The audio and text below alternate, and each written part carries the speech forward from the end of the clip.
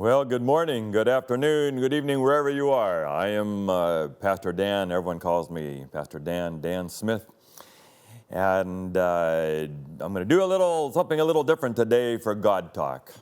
If you're new to us, we have a message every week about God, the character of God, all different angles and sides. I don't think I've ever done this in all the shows. I used to have a show called Flame of Truth, and we were on Revelation with GPS, with John Pauline, and some others. But I just came back from a mission trip, and I think I'm going to share with you some of what's going on in Manila in the Philippines, and how I think this ties into the character of God. So just somehow the story has to get out, and I'm just one little small voice. I'm sure it's not a deep, dark secret that we don't tape live every week. I'm here in town, and then we'll do a group, and then sometimes I'm speaking. This is what I'm doing with my retirement. And so we have formed a nonprofit called Grace Force. And we have Quiet Hour, which is just down the street here, and the partner between the two of them, we're trying to do evangelism around the world and other projects. And so I've been going. So in August, I had 2 different series. In one south of Manila, in a place called Lipa, was a field school with about 55 young pastors doing evangelism there. We baptized, 360 so far out of those 5 or 6 crusades. And then all the young pastors went out and did their own meetings afterward, 27 series. We had to raise money for them to have a little sound system, a little box and a speaker and a microphone. So I love these young pastors, and they've asked me to come again now in August next year and do the next field school.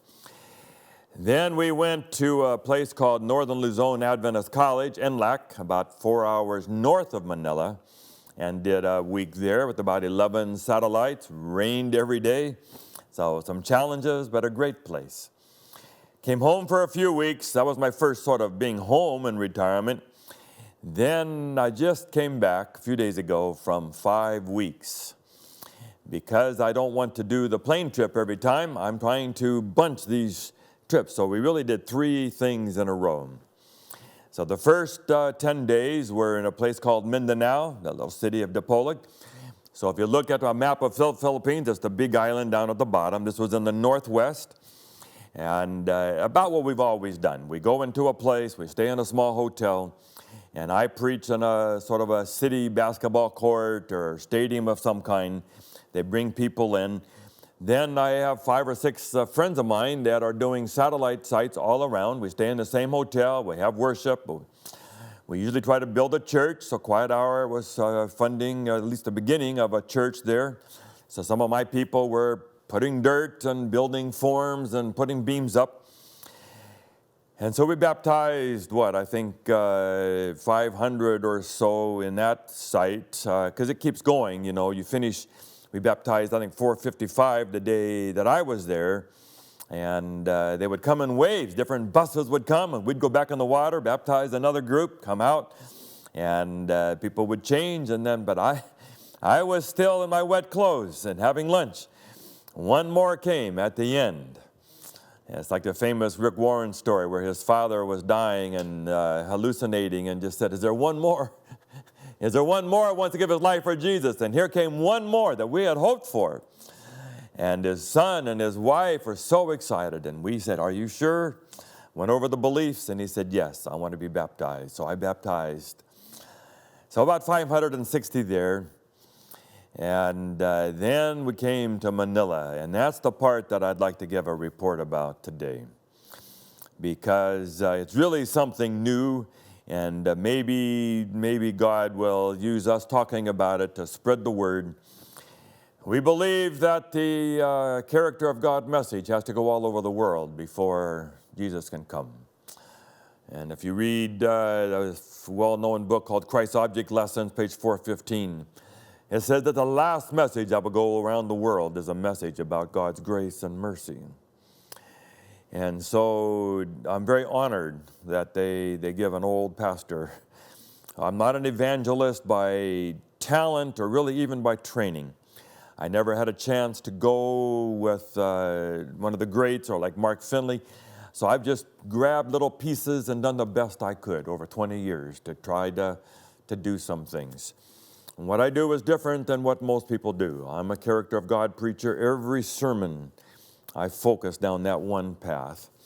And I use story, I use drama, I use all kinds of things, trying to find a way to get people to hear. It's always a challenge, trying to go through another culture, another translator, and try to find a way to make it work. Anyway, Manila was different. So I just want to tell you about it. A professor who has been my friend for a long time is Dr. Israel Andoy. He used to teach at our college there, our university, called Adventist University of the Philippines, AUP. And then he went to be president of the Palawan Mission. If you look on a map of Philippines, there's a long, narrow island. We went there with him. Now he is the ministerial secretary of the North Philippine Union Conference. He wrote a dissertation years ago for his doctorate. I've read most of it. Is about how to win professionals, how to win with that demographic, that people that usually don't seem to feel they need God. And they're busy, and they're making money, and they're trying to advance their career. And we haven't won many around the world, here too. And so he had a burden for these people. Jesus died for them too. We're happy for the people from the barangay, from the villages. And when we baptize 500 or 1,000, we would say most of those are from villages. A lot of young people. So they had a burden. They probably had a 2-year plan for me to be the one to come and speak for professionals. And somewhere in my mind, I had older professionals, who are established, and doctors and lawyers and professors and business people and so on. And I think they would love to have that. But the focus ended up being young professionals. And as I came out of the first night, and here's 250 young professionals around me, I said, wow, what a gift God had given me as a 66-year-old, 45-year pastor to have a chance now at this point in my life to preach to young adults. Just an electricity in the room. It was in a wonderful venue. They went downtown in a place called Makati, which is the sort of the Wall Street of Manila in the Philippines. All tall, high-rise buildings. We were in what they call the RCBC Plaza, which was just downtown, and we were 4 floors up, so you had to park downstairs and go up an elevator, and here was our place. It was like a concert hall with maybe 250, 275 seats down on the first floor in front of me, another 100 maybe in the next level, another 50 at a third level. We didn't often have a lot of people in the top 2 levels. They made a requirement that if you came, you had to have a visitor with you, or you could not come. They had to sign up. So that made attendance lower, because that was the requirement. You couldn't just come to support the meetings. You had to bring somebody. There were those who brought 5 or 6. Anyway, we'll tell you about how they worked this out. We were staying in a condo close by, the nicest I've ever stayed in, just down the street. We were able to walk with no driving through Manila traffic. All the interest had to come through traffic. And 6:30, we would go down the 36 floors from our condo, walk a couple blocks, and go up an escalator and be in our place. We had a book table.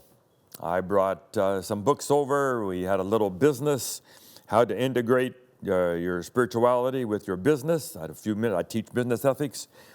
So we brought some books. I had a little nugget for that. We had a health lecture, and then world-class music. Just Philippines can have great music, and we had it. Beautiful place, air-conditioned, beautiful graphic. They call it The Pursuit. the screen and the background, and young people. One was the announcer from the back, so they weren't up in front making announcements, always very well done from the back. And then musician after music group would sing, and then health talk, then my time.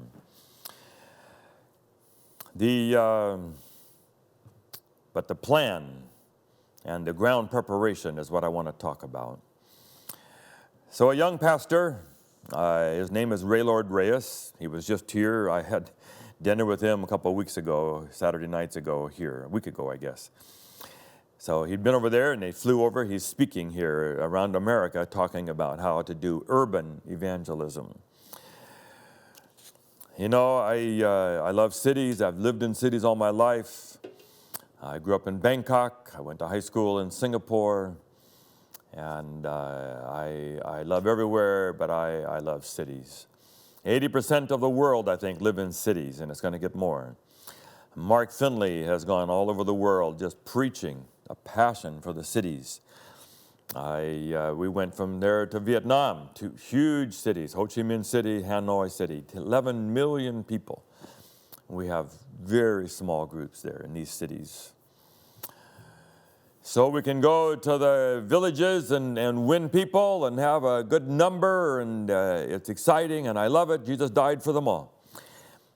But to do something about these cities where people are busy and they're professional and they're racing around, and get them to pause and say, you need God, was thrilling to be a part of it. It's a challenge. You're not going to have 500 or 1,000 baptisms at the end like you might have in the Philippines. But to build this foundation. Anyway, here's what they started. This young pastor, Raylord Reyes, was an associate at what they call the Pasay Church. Large church, seats down the aisle everywhere. English service behind our union office. His wife-to-be, fiancée, was going to medical school. She's a pediatrician now. I've met her. They have a little baby. Anyway, she came to him and she said, I have friends who are going to medical school. I wish we could find some way to reach out to them. And so he began to try to ponder ways to reach young medical school professionals. That led to just beginning to think about his own young adults. He was a young adult pastor for the church. He would go down to this Makati, this high-rise area, maybe 20 minutes away by car, and just walk, and he calls it immersion. To immerse yourself in your target audience of where you're going to speak and preach and try to win some people, to get to know their rhythms and what they're looking at and what they're eating and what they're thinking. And gradually, he started a small group who seemed to be caring about that. He began to write weekly small group sheets. And they began to invite secular people, unchurched people. He realized he couldn't just, do a series on Matthew, They weren't ready for that. They didn't even know what they were talking about.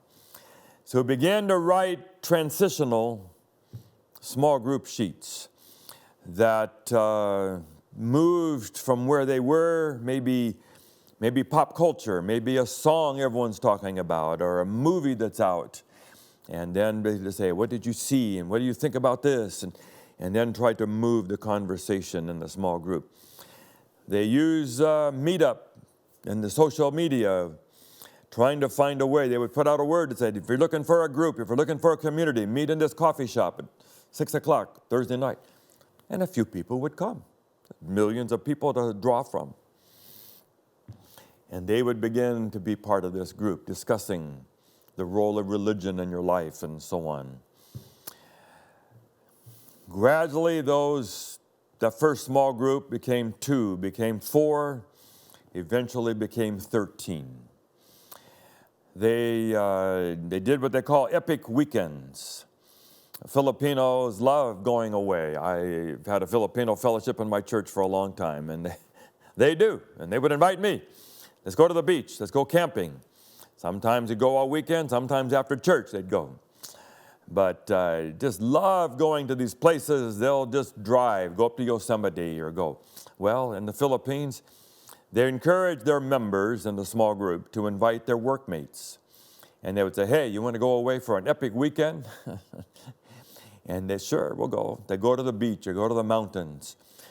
And they would be there from Friday night to Sunday morning, not heavily religious, but certainly conversation and talking, and put on a program on Saturday night, right out of the talents of the group.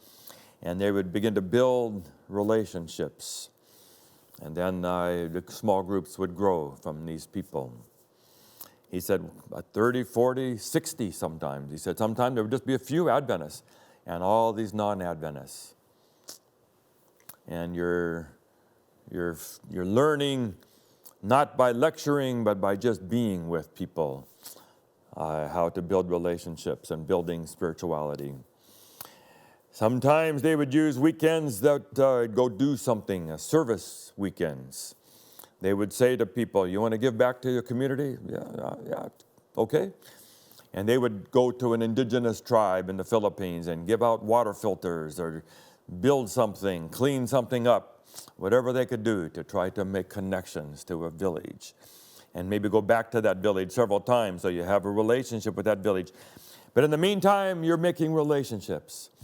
And I don't have the phrase just right, but basically, while you are making a difference, you can show the difference that you are compared to what these other people have.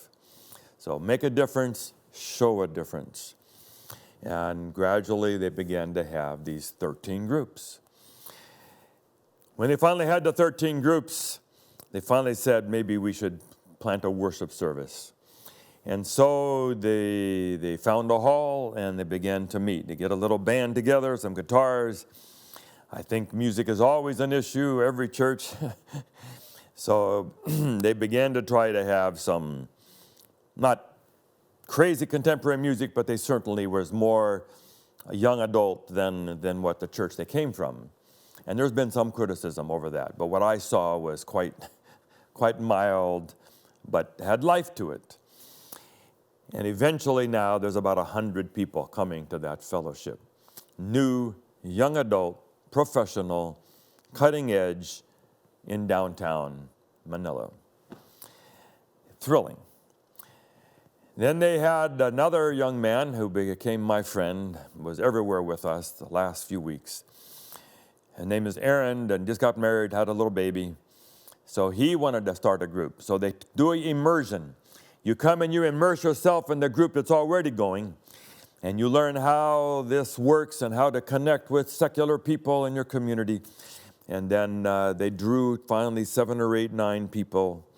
So they want to get a core group. Now, core group becomes a new small group, and they meet once a week, praying for a particular target. One group is working with Chinese Filipino, another one at this area, in this community, and that building. And so now he has about 40 coming to his worship service. And there would be nights when they would say, Pastor Dan, can you come take a picture with our group, our Makati group? And they would all there, just so excited. Some of these people, brand new in the last few months. And 35 of them got baptized with our baptism. So now there's 3 churches meeting, downtown, young adults, professionals, with about 9 other young pastors who have paired up and are working towards getting a church. And they're doing the immersion stage, and then they get a core group stage. And then as the core group begins to expand, if they get a critical mass, then they start a worship service with 25, 30 people. Their dream is to plant, these churches all over Manila. Young adult, professional, reaching out, different target groups, different culture, different brand, each one. Maybe every couple of months they come together for what they call Convergence. So there's some commonality and cross-fertilization. They meet together, the leaders, periodically to say, how's it going? How's it going? What can we do to help you? They use an app that has they have 30 or 40 of these sheets now that they can use for small groups. As these people begin to come into a coffee shop or wherever they're meeting, they use these sheets. I've seen some. As they begin to transition people from secular to spiritual to Christian. They have different levels of small groups. When you're first in a group, it's called the cafe group, and I didn't write down what the 4 words are. community, authentic maybe, friendship, experiences, something like that, cafe. So cafe life or cafe light. So that's very secular, transitional group. If you're beginning to grow now and becoming discipled, then they had a grow group. Another level, finally, a growth group where you are now learning doctrines and Sabbath and all that we stand for. It's not done. They've got a long ways to go, but it's got such good fundamentals. And I only know some. I quiz them every minute, trying to understand what is they're doing. Philippines has its own strengths because it has a Christian background. Not the same as Thailand, where I grew up, or Vietnam, where we just were, and other places.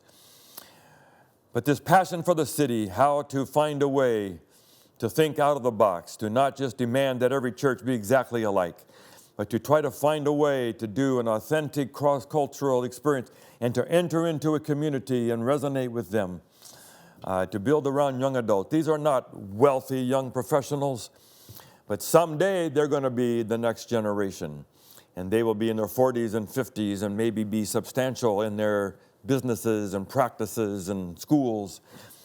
And they're not coming over here. They're not immigrating to the U.S.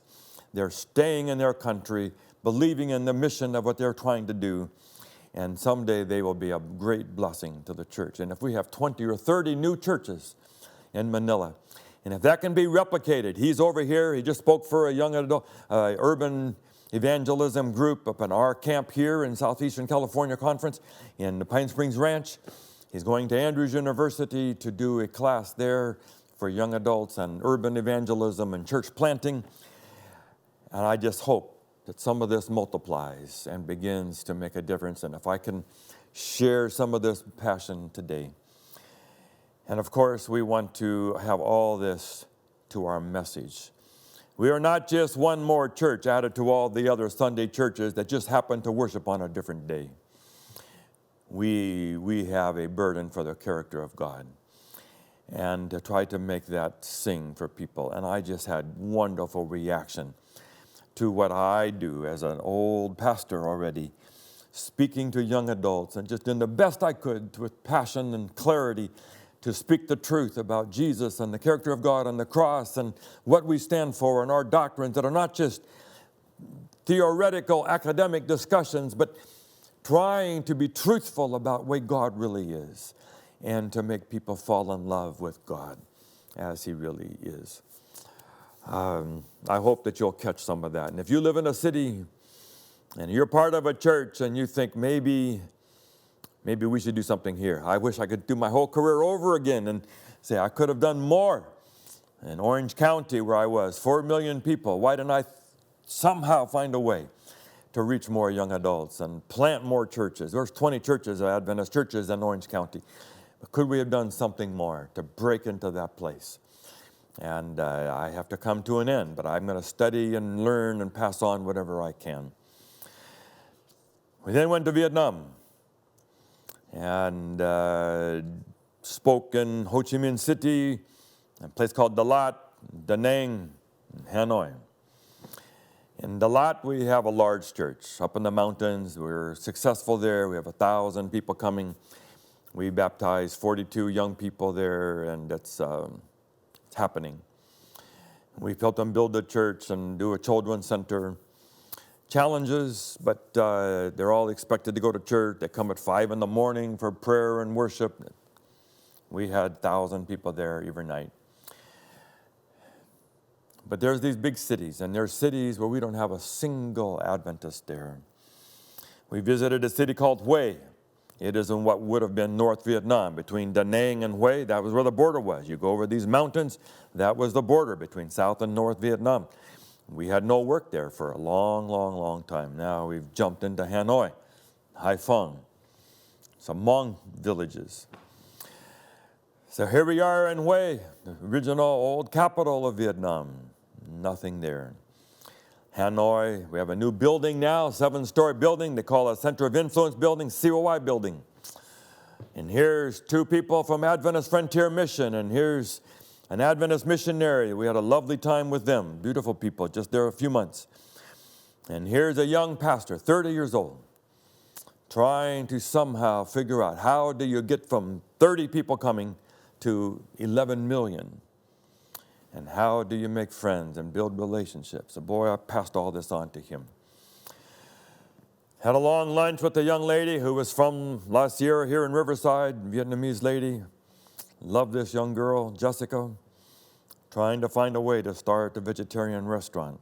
We talked about these concepts, core group, launching, getting started.